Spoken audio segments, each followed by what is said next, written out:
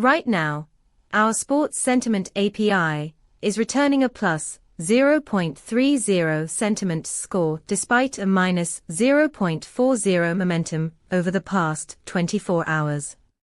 This divergence is striking and indicates a potential shift in sentiment that could signal an upcoming trend reversal. You typically expect momentum to align more closely with sentiment, so this anomaly could reveal overlooked opportunities or changes in fan engagement. When you query our API, you get access to detailed insights, such as semantic clusters, that help you understand the conversation dynamics around your favorite teams or players. For instance, you could use this data to enhance your predictive models for game outcomes, or tailor your content strategy to align with shifting fan attitudes.